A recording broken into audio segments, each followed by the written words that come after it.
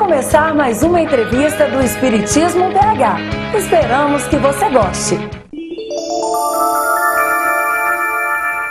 Neste programa, Espiritismo BH vai abordar os 4 evangelistas e convidamos o nosso querido irmão Afonso Chagas para vir conversar conosco a respeito desse tema tão interessante para os cristãos. Tudo bem, Afonso?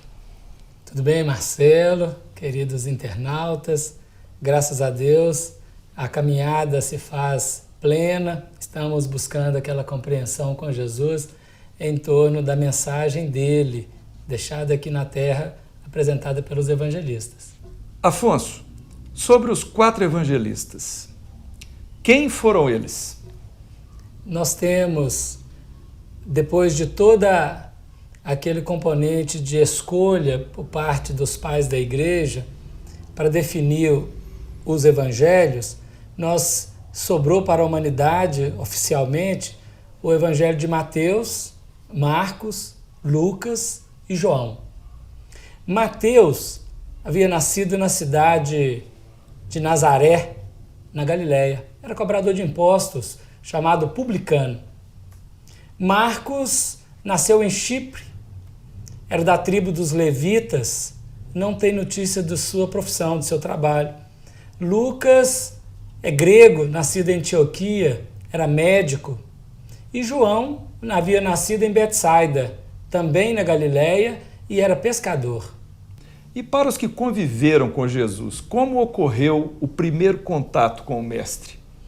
Marcelo, dos 4 evangelistas, 2 conviveram com Jesus e 2 não conviveram com Jesus. Mateus e João conviveram com Jesus. Conta o próprio evangelista Mateus, que naquela ocasião chamava-se Levi, ele é o 5º convidado no seu evangelho. Ele estava na alfândega colhendo impostos do povo para Herodes. E Jesus passou e disse-lhe, segue-me. E ele imediatamente, deixando tudo, levantou e seguiu. Conta também no livro Boa Nova, do Chico Xavier, pelo Espírito Humberto de Campos, que no mesmo dia em que Jesus convida Pedro e André, ele passa pela alfândega e diz assim, Levi, que fazes? Levi replicou, recolho impostos do povo para Herodes. E Jesus diz, gostaria de recolher almas para Deus? E ele levantou e seguiu. Então Mateus, ele desde o primeiro momento, ele está junto com Jesus. Mateus, que era Levi, ele representa, ele podemos dizer assim, que ele seria aquela... a nata intelectual dos discípulos. Ele tinha uma capacidade muito grande dentro da sua intelectualidade, ele, como coletor de impostos, havia auferido vários valores no campo do intelecto. Também desses nós temos João. João é convidado, segundo o Evangelho, no mesmo dia que Pedro e André. João é irmão de Tiago, filho de Zebedeu. Estava lavando as redes, descendo depois da pescaria, e Jesus passa, depois de convidar Pedro e André, e o convida os 2 irmãos, João e Tiago, para que eles pudessem compor as alegrias do céu.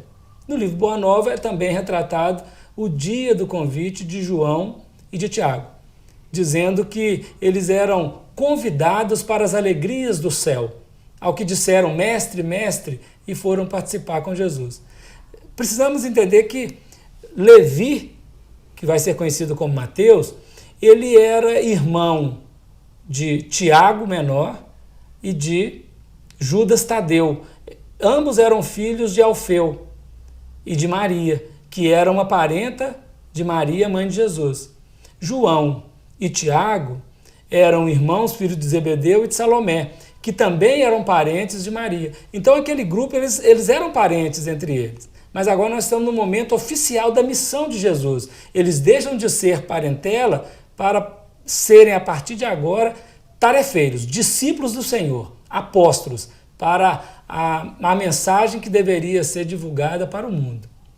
E quanto aos demais evangelistas, como obtiveram informações para elaborar os registros evangélicos? Os outros 2 evangelistas que não conheceram Jesus diretamente é o evangelista Marcos e o evangelista Lucas. Marcos, que tem o nome João Marcos, ele é filho de Maria Marcos.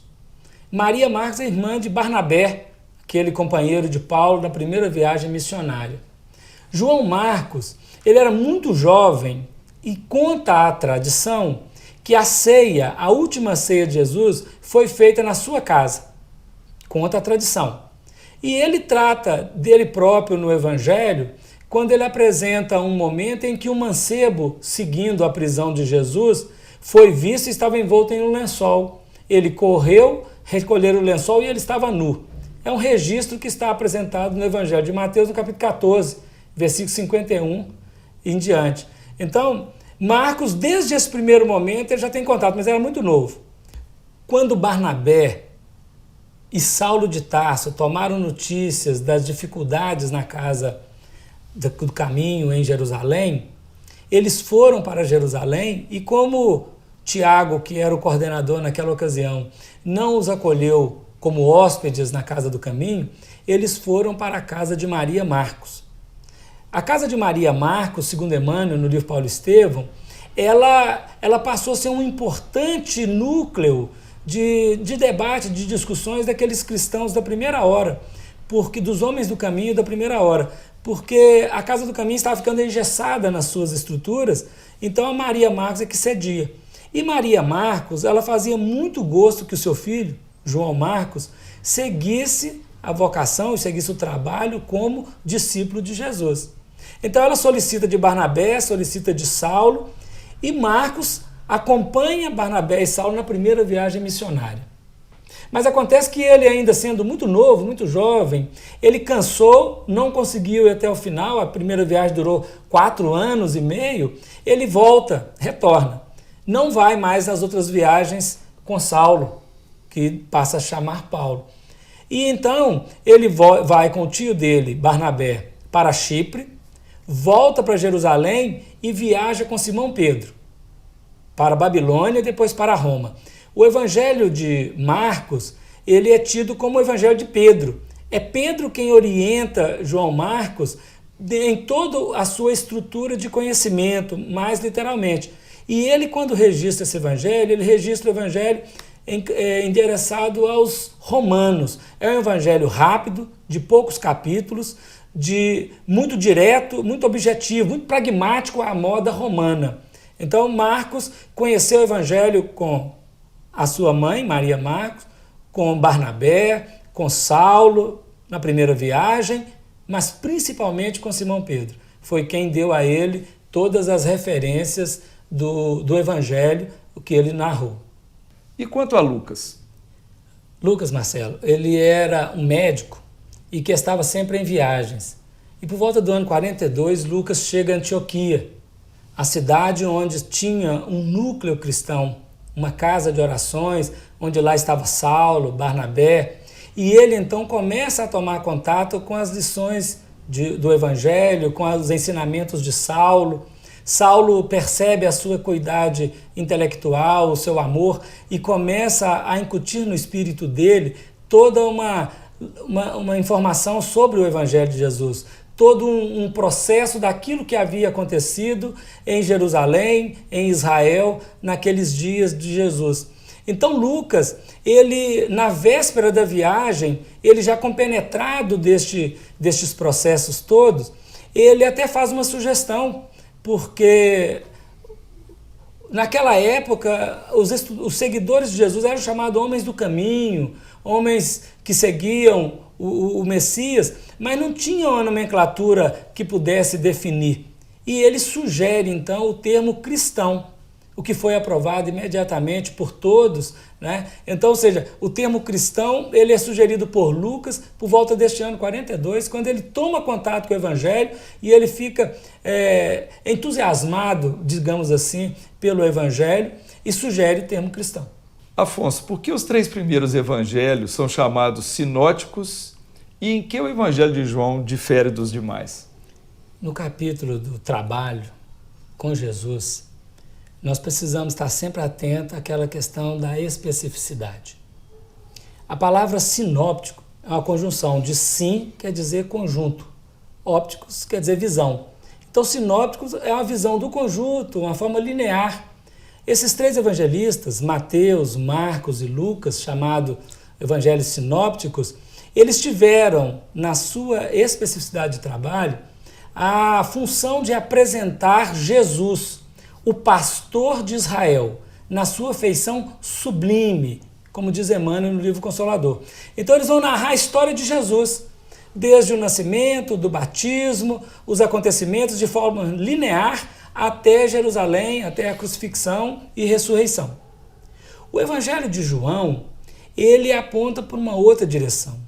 João, na sua função de revelar o Cristo de Deus, o Cristo divino, é o evangelho mais altaneiro, o evangelho que fala não da pessoa Jesus, do personagem Jesus, mas ele fala do Cristo, da substância viva que animava o corpo de Jesus, que então tinha aquela função de ser um com Deus e de apresentar à humanidade, no evangelho de João, este Cristo, o nosso Salvador. Eu gostaria que você explicasse para cada um dos evangelhos, nós vamos iniciar por Mateus, pelo de Mateus, quando foi escrito, em que língua foi escrito e quais as suas principais singularidades. O evangelho de Mateus, ao contrário do que dizem, ele foi o primeiro a ser escrito. Talvez não em sua totalidade, porque já no ano 34, quando Pedro acolhe Gesiel, que vai se chamar Estevão, nós já temos notícia das anotações de Levi. Ele fazia algumas anotações, justamente pelo seu componente intelectual, daquilo que acontecia com Jesus e nas cenas que aconteciam. Então, quando Estevão está com Simão Pedro, ele tem contato com as anotações de Levi. Nós vamos saber que essas cópias, nós temos notícia de que no livro Paulo e Estevão, que Gamaliel teve uma cópia, e essa cópia de Gamaliel foi passada para Saulo de Tarso. Ou seja, então as notícias que Mateus, que Levi apresenta, elas no seu bojo geral já estavam registradas desde o ano 34. Mas nós achamos que ao longo do tempo, até o ano 60, por aí assim, deve ter sofrido algum acréscimo, naturalmente. Mas o início já foi desde o ano 34. O Evangelho de Mateus, ele, segundo Torres Pastorino, foi escrito em aramaico, visto que o hebraico não era falado, não era comum naquela ocasião. Ele escreve para os judeus. A mensagem do Evangelho de Mateus, ela tem como foco os judeus. Então ele faz, todo momento, uma interlocução com o Velho Testamento. Ele busca referência nos profetas para falar do Messias. É o Evangelho que narra grandes discursos de Jesus. O primeiro grande discurso narrado por Mateus é o discurso do Sermão da Montanha. Inclusive no capítulo 11 do livro Boa Nova, o Espírito Humberto de Campos, através de Chico Xavier, ele vai nos explicar como que foi o acontecimento daquele dia para a composição do Sermão da Montanha e como que Mateus participou ativamente daquele acontecimento. Ele vai narrar a missão dos 12 discípulos de forma magistral, integral. Ele vai narrar muitas parábolas, o capítulo 13 é todo de parábolas. Depois ele irá narrar também toda uma advertência que Jesus faz aos escribas, aos fariseus, e ele vai narrar o sermão profético contado por Jesus acerca dos fenômenos que estamos passando atualmente na transição. Então o Evangelho de Mateus é um evangelho muito completo, muito geral, dito ou escrito diretamente para os judeus. E quanto ao Evangelho de Marcos? Pois é, Marcos, como a gente tinha visto, ele aprendeu principalmente com Simão Pedro as informações sobre a vida de Jesus. Marcos escreve a partir do momento que eles chegam em Roma, depois que Simão Pedro é assassinado, ele escreve o seu evangelho. Então nós estamos na década de 60, depois do ano 61, não podemos precisar a data. Ele escreve em grego, direcionado para os romanos, é um evangelho muito pragmático, tem apenas uma citação do Velho Testamento, quase não faz citação do Velho Testamento. Então o objetivo dele, inclusive o nome Marcos é um nome latino, é um nome derivado dos próprios romanos, que dominavam na ilha de Chipre. O Evangelho de Marcos é um evangelho muito direto, muito rápido, são apenas 16 capítulos, onde ele narra de forma objetiva a vivência de Jesus e acontecimentos. Mas ele traz, em relação aos outros dois sinópticos, dados que somente estão no evangelho dele. Então, nós temos, não é um evangelho para ser desprezado de maneira nenhuma, claro. É o evangelho que fala de forma muito objetiva, mas apresenta Jesus como pastor de Israel. E quanto ao evangelho de Lucas? Lucas, depois que ele conheceu Saulo e passou a integrar a comitiva de Saulo, em várias viagens ele acompanhou Paulo, não mais Saulo, Saulo tinha um propósito com ele, que era de escrever um evangelho. Inclusive, quando Paulo volta do deserto, ele passa na Galileia, ele conversa com Maria de Magdala, tem um encontro com Levi, e ele recolhe várias informações acerca de Jesus. E quando ele apela para Roma, apela para César, e vai ser levado para Roma prisioneiro, ele solicita, nós estamos por volta do ano 58 aí, ele solicita a Lucas que escrevesse o evangelho. Ele não teria mais tempo para escrever o evangelho. E Lucas recolhe aquele pedido, tem um encontro com Maria, busca as informações de Maria, com as outras informações que Paulo detinha, que tinha lhe apresentado, e escreve um evangelho magistral. Lucas narra o nascimento de Jesus conforme o foco de Maria, mãe de Jesus. Lucas ele escreve em grego. E nós temos um dado interessante: Lucas é o único autor não judeu na Bíblia toda. Ele tem 2 livros no Novo Testamento, que é o próprio Evangelho de Lucas, e logo depois, logo em seguida, ele vai escrever o livro de Atos dos Apóstolos. E no seu primeiro capítulo, ele endereça o seu evangelho a um excelente Teófilo. A palavra Teófilo, ainda que seja uma pessoa, este Teófilo, nós vamos buscar na palavra. Teófilo diz, Teo é Deus, Filo é amigo. Então ele está escrevendo o evangelho para o excelente amigo de Deus. É do evangelho com a linguagem mais culta, porque sendo médico, sendo grego, tendo tido um acesso às letras, às informações, Lucas escreveu muito perfeitamente o seu evangelho. E Lucas, no seu evangelho, ele vai endereçando ao Teófilo e vai dizer assim: estou te escrevendo para que tenhas certeza das coisas das quais já estás informado. Então nós entendemos que estas mensagens que chegam para nós já estamos informados delas, mas é para ter certeza. Então o evangelho de Lucas é para confirmar em nossa intimidade este contato com Jesus, esse contato com a mensagem de Jesus naquilo que respeita o nosso processo de renovação moral, de renovação espiritual, como espíritos em evolução para Deus. Bom, agora vamos falar do evangelho de João, aquele evangelho espiritualizado, né?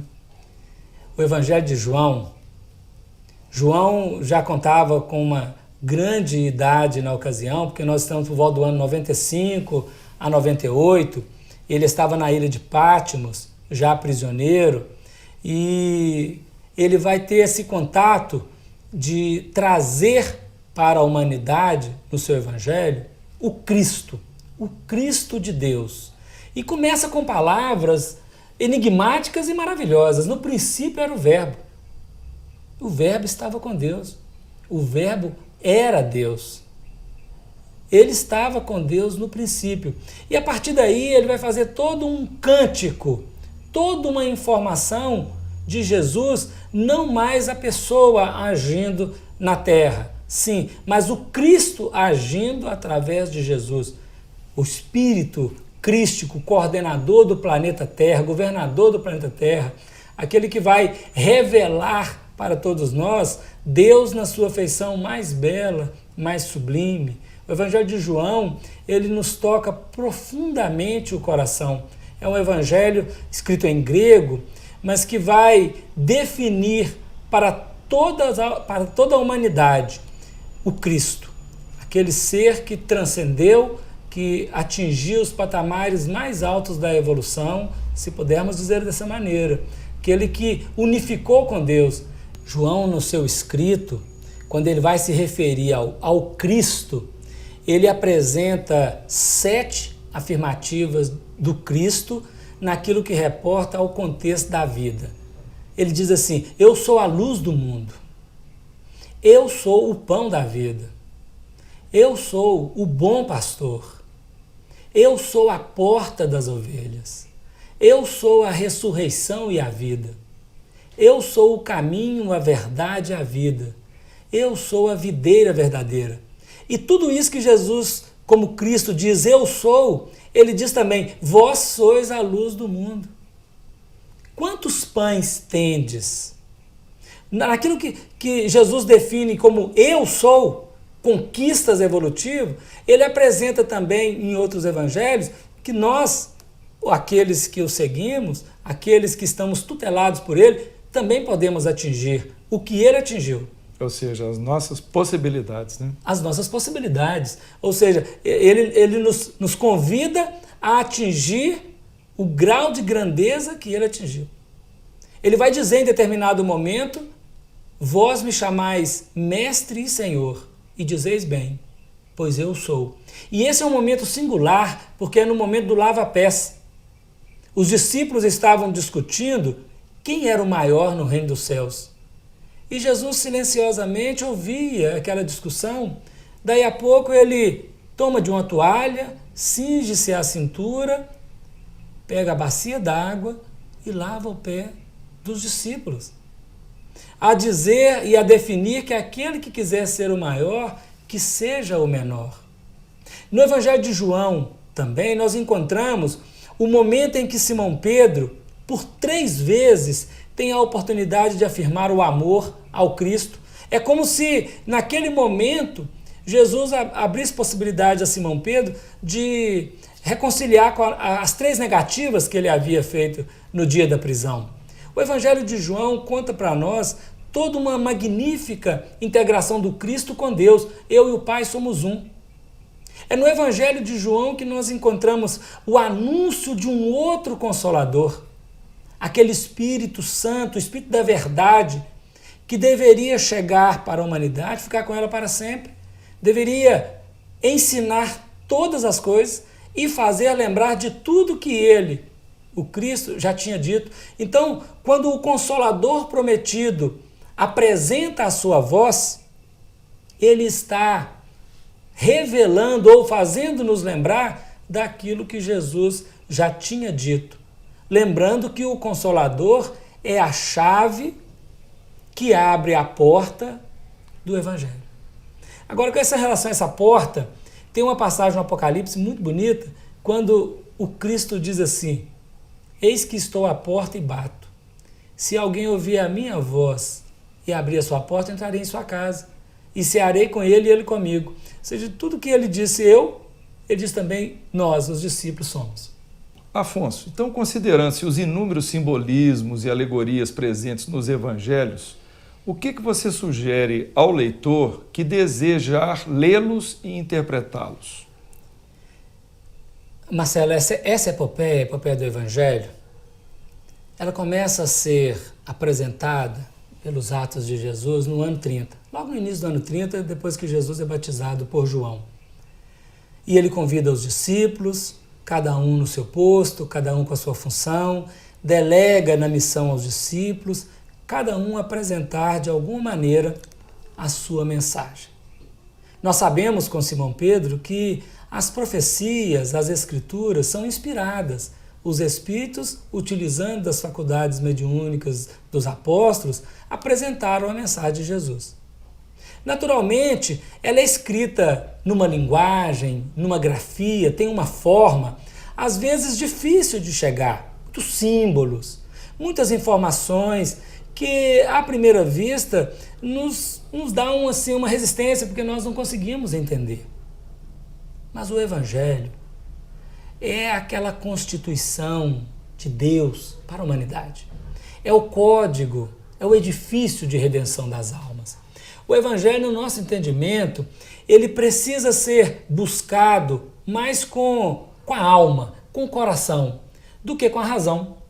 O Evangelho é para ser sentido, lido, crido, sentido e vivido.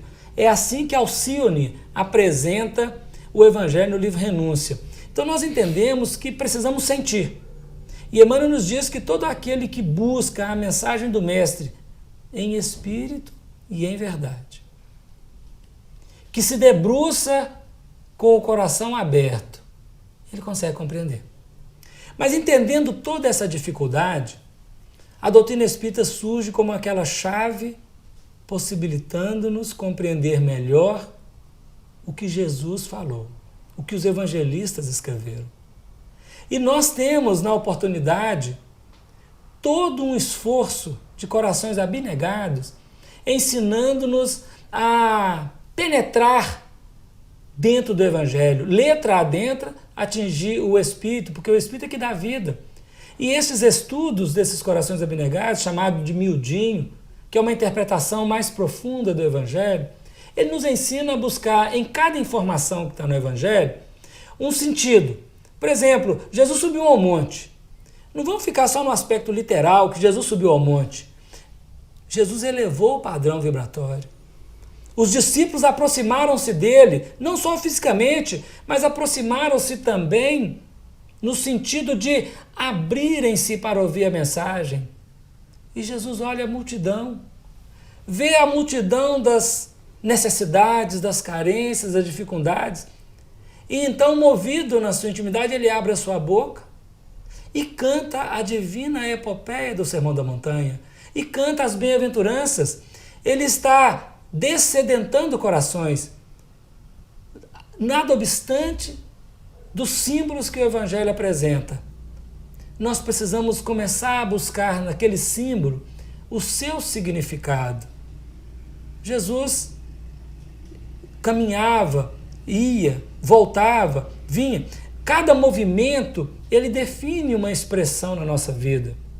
O Evangelho de João, o Evangelho de Mateus, de Marcos, de Lucas, toda a carta do Novo Testamento, ele é um convite para que nós verdadeiramente consigamos transitar do animal humano para o humano espiritual. É desvestirmos-nos da letra que mata, conforme diz Paulo, para penetrar na substância, na essência. Então nós entendemos que o Evangelho apresentado à humanidade, ele é um cântico da vivência do Cristo Jesus aqui no planeta.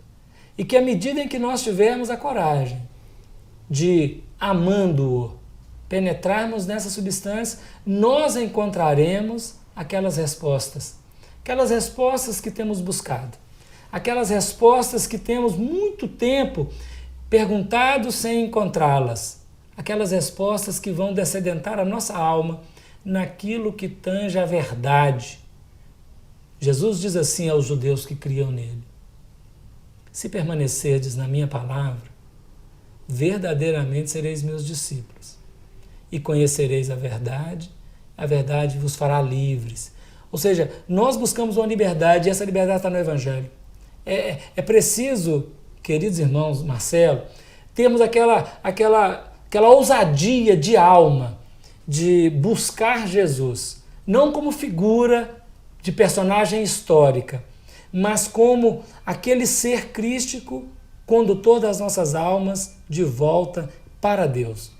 É o esforço do espírito humano em evolução a compreender, porque temos para conosco que o Evangelho representa aquele ponto ápice da percepção humana, da condição humana. E todo o outro material que existe é material para subsídio, para nos ajudar a compreender a mensagem de Jesus. E quando essa mensagem de Jesus for compreendida em espírito e em verdade, a humanidade viverá plenamente em paz, porque terá entendido o significado da vida. É assim que nós pensamos o Evangelho, é assim que nós pensamos Jesus e os evangelistas. Afonso, Espiritismo BH agradece imensamente a sua presença, viu? Muito obrigado pela sua participação.